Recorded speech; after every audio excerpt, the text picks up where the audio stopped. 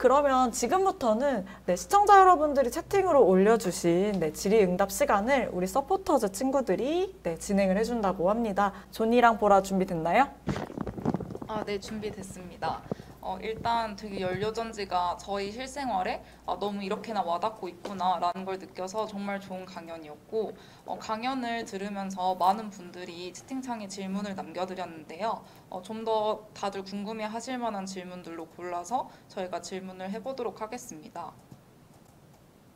그럼 저 개인적으로 궁금했던 게 있는데 그거 먼저 질문해도 될까요? 그러니까 제가 물리랑 화학을 둘 다 공부를 해서 좀 더 관련 있는 분야였는데 아까 세라믹의 원리 설명해 주실 때 그런 구조적인 특성 때문에 산소가 잘 이동할 수 있어서 효율이 좋다라고 말씀해 주셨는데 그럼 구조 말고 이루는 물질이나 이런 건 딱히 중요하지 않은지 그런 게 궁금합니다.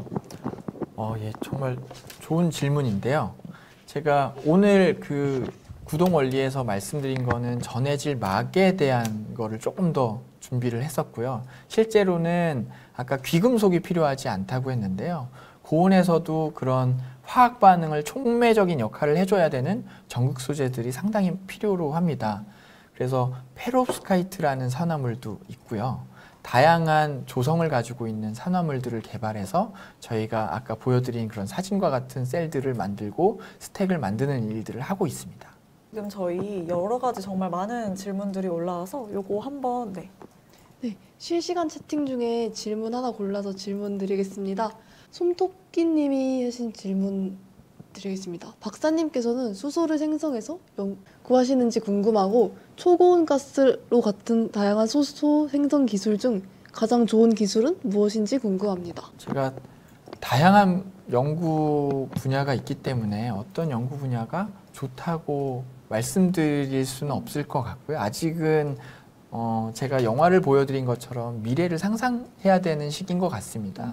그래서 상상력이 어떤 게 조금 더 풍부할까라는 거는 말씀드릴 수 있겠지만 어떤 게 좋다라고는 제가 미래에 가보지 않아서 잘 모를 것 같은데요. 그래도 중요한 것은 저희가 인류의 생존을, 지속 가능한 생존을 위해서 이산화탄소를 줄일 수 있는 수소 기술 자체는 모든 인류가 공감하고 있는 기술이라고 생각이 되어지고, 이런 수소 생성 기술에서 아무래도 이산화탄소가 전혀 배출이 없는 청정수소 생산 기술이 미래엔 조금 더 각광받는 상상력이 좀 더 풍부한 기술이지 않을까 싶습니다. 네, 저 야채님께서 질문해 주신 거 여쭤보겠습니다. 세라믹 연료전지의 단점이나 위험성이 있는지 궁금하다고 하셨는데 이에 대한 답변 부탁드립니다. 예. 아까 제가 세라믹이 어떤 거라고 생각을 하시는지 제가 질문을 드렸었는데요. 세라믹이 무엇인지 아셨으면 단점도 아실 것 같습니다. 집에 도자기라든지 그릇이 세라믹으로 되어 있거나 우리가 유리도 세라믹이라고 할 수 있는데요. 조심해야겠죠. 세라믹 연료전지도 단점이 쉽게 깨질 수 있기 때문에 자동차보다는 발전소에 정치되어 있는 기술로 조금 더 활용을 많이 하는 이유가 그런 단점 때문인 것 같습니다. 근데 요즘에는 이제 세라믹도 쉽게 깨지지 않는 세라믹들도 있고요. 그래서 많은 소재 기술들이 다양해지다 보니까 단점들을 조금 보완하고 있고, 세라믹 연료전지도 자동차로 활용하는 기술들이 나오고 있습니다. 네, 저기 나누님께서 세라믹 연료전지와 페로브스카이트 전지에는 어떤 차이점이 있을까요? 라는 질문 해주셨거든요. 예, 세라믹 연료전지는 세라믹 소재로 이루어진 연료전지를 지칭하는 거고요. 페롭스카이트 전지는 최근에 이제 태양광 전지를 페롭스카이트 전지라고 많이들 호칭하는데요. 페롭스카이트라는 거는 러시아의 페롭스키라는 과학자가 발견한 결정 격자 구조의 형태를 얘기합니다. 그래서 격자 구조가 조금 특이하게 되어 있는 팔면체가 큐빅 구조 안에 들어가 있는데요. 그거를 페롭스카이트라고 하고 있고, 산화물이라든지 다양한 세라믹 형태에서 페롭스카이트 구조를 갖습니다. 그래서 그걸 페롭스카이트라고 지칭하는데요.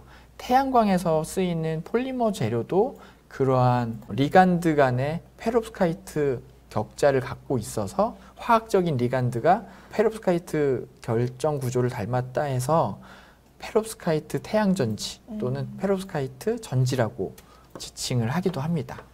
네, 우리 서포터즈 친구들이 하나씩 더 질문 선정해서 조금 얘기 더 나눠볼까요? 네, 제가 따로 드리고 싶은 질문이 있는데요.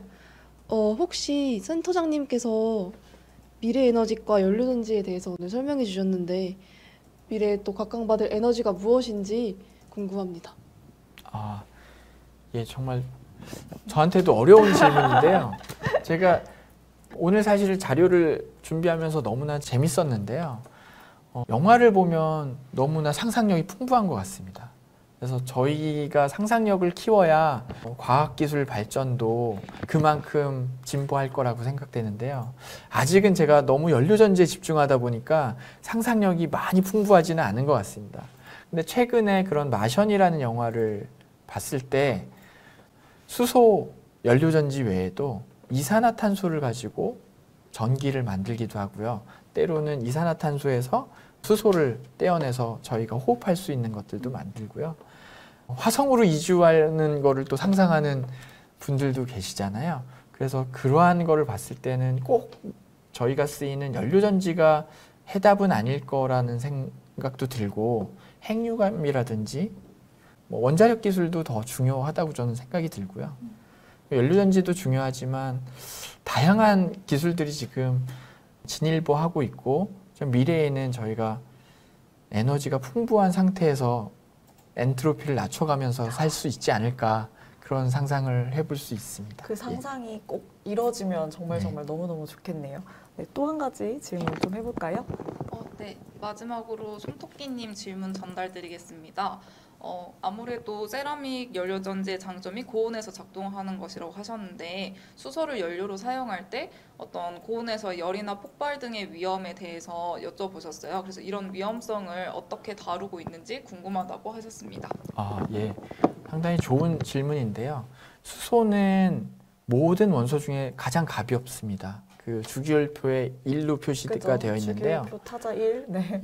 수소 연료전지 반응을 위해서는 수소와 산소를 정확하게 분리해서 격실을 갖추고 반응을 시켜야 되는 구조를 가지고 있습니다. 그 구조 안에서 수소가 산소를 만나게 되면 폭발할 수도 있는데요.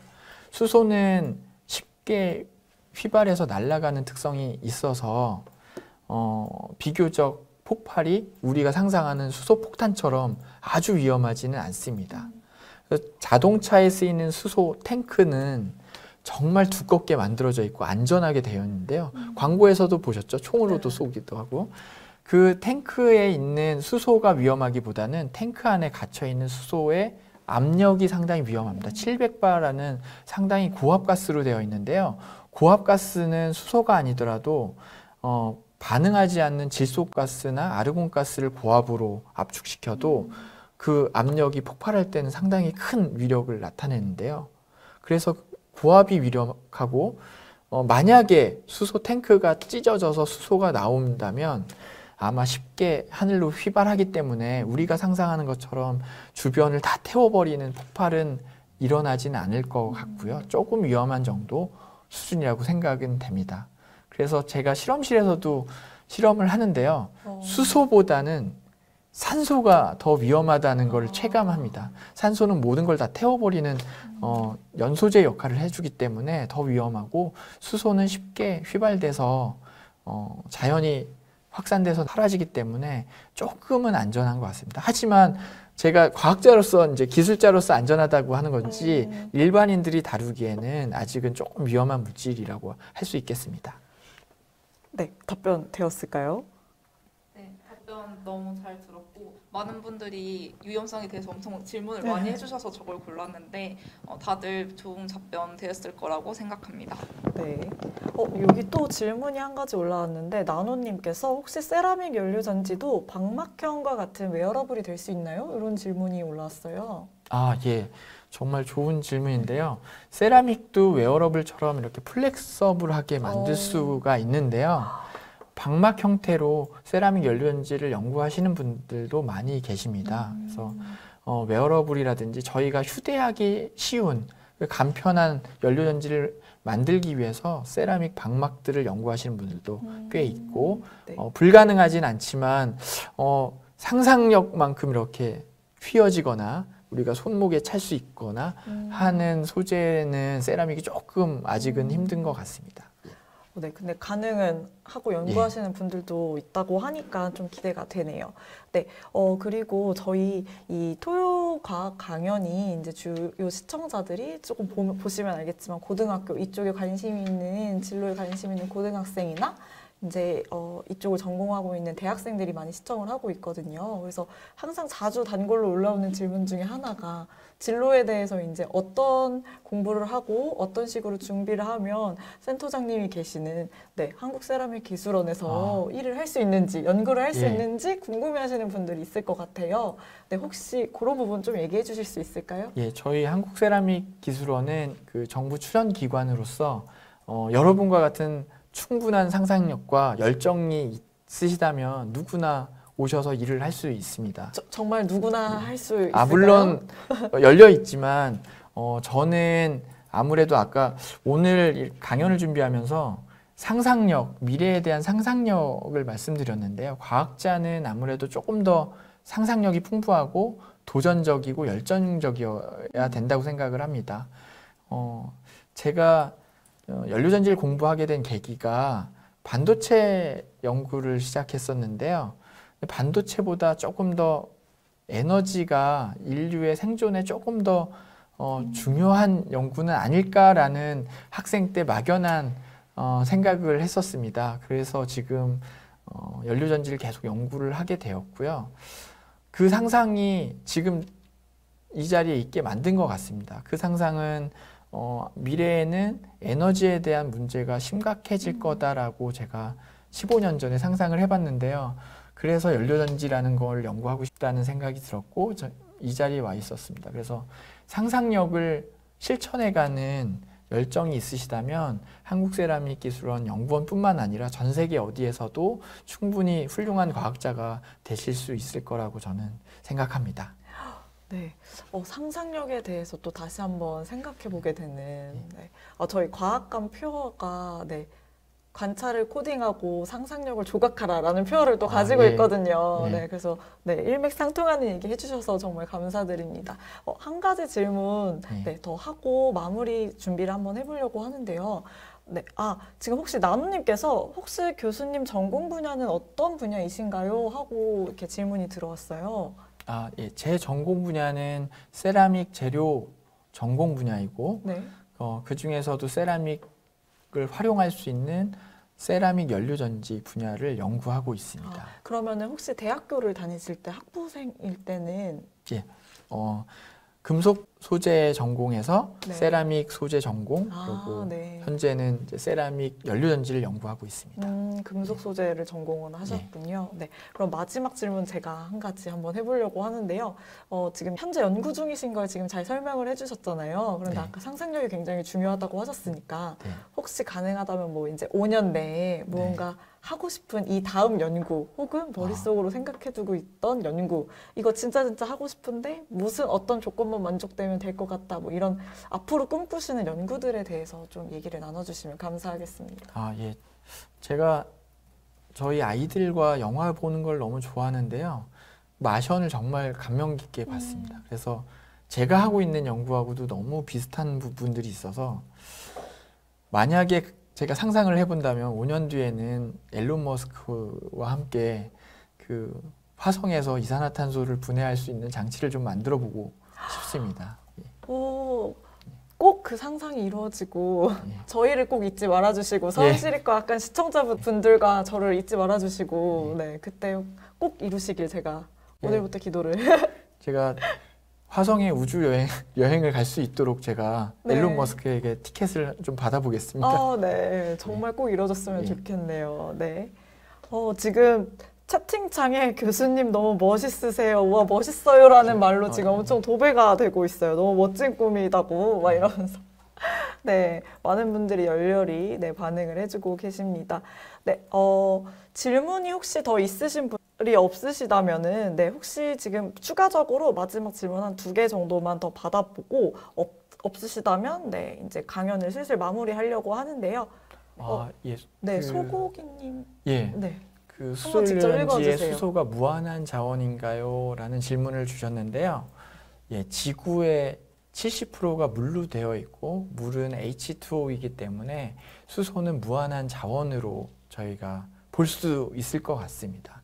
그리고 무한한 자원이라기보다는 수소 경제 사회의 핵심은 수소로부터 저희가 연료전지를 통해서 에너지를 변환해서 전기를 만들고 다시 전기가 만들어지는 과정에서 수소가 물로 변하고 그 물을 다시 분해해서 수소를 쓰고 이렇게 이산화탄소 배출이 전혀 없는 그 순환 형태의 그런 경제 사회를 수소 경제 사회라고 합니다. 그래서 무한한 사이클이라고 볼 수 있겠습니다. 네, 나누님이 질문 주신 네, 무한한 자원이냐라는 질문에는 그렇다로 예. 이제 유한한 자원이지만 저희가 추구하는 방향은 무한한 무한하게. 사이클을 통해서 안정적인 에너지를 공급받고 친환경적인 환경을 유지하는 컨셉이 수소 에너지라고 이해하시면 될 것 같습니다. 네, 알겠습니다. 네, 이제 시간 관계상 강연을 마무리하도록 하겠습니다. 네, 탄소 중립 사회로 이제 나아가기 위해서 정말 많은 연구 분야나 사람들이 이제 노력을 하고 있는데 그 중에서도 이제 이런 수소를 이용한 미래 에너지의 생산과 활용을 위해서 세라믹 소재를 연구를 해주시는 네, 신태호 센터장님의 정말 유익한 강연이었습니다. 네, 마지막으로 센터장님 오늘 유튜브 통해서 실시간 강연 처음 진행해 보시는데 네, 소감이 어떠셨나요? 예. 사실은 이게 대면 발표를 많이 하다 비대면 발표를 실시간으로 채팅하고 하면서 하니까 조금 더 재미난 것 같습니다. 조금 재미난 부분들이 다양한 분들이 들어오셔서 많은 코멘트를 실시간으로 주시니까 조금 더 에너지가 좀 나는 것 같기도 하고요. 네. 좀 거리가 느껴지지 않는다는 느낌이, 감정적인 거리는 더 줄어든다는 느낌이 좀 들었습니다. 사실 오늘 강연을 준비하면서 저희 그 아이들하고도 좀 많은 얘기들을 나누고 영화도 다시 좀 더 보고 했는데요. 정말 즐거운 시간이 됐던 것 같습니다. 감사합니다. 네, 정말 감사합니다. 지금도 많은 분들이 너무 재밌었고 또 네, 나노님도 저도 센터장님처럼 열심히 공부해서 무언가를 연구해보고 싶다고 질문 계속 주신 거 보니까 이쪽에 관심도 많고 대학생이신 것 같아요. 예. 네, 그죠? 네, 오늘 강연을 해주신 신태호 센터장님께 다시 한번 큰 박수 부탁드립니다. 네. 네. 네, 긴 시간 동안 참여해주신 여러분들 정말 모두 다 감사드립니다. 토요과학 강연은 다음 주죠. 10월 30일 미세먼지 생성, 지구대기의 정교한 화학 튜닝이라는 주제로 네, 다시 찾아뵙겠습니다. 지금까지 시청해주신 네, 여러분 대단히 고맙습니다. 네, 하나, 예. 둘, 셋. 네, 다음 시간에 또 만나요. 또 만나요.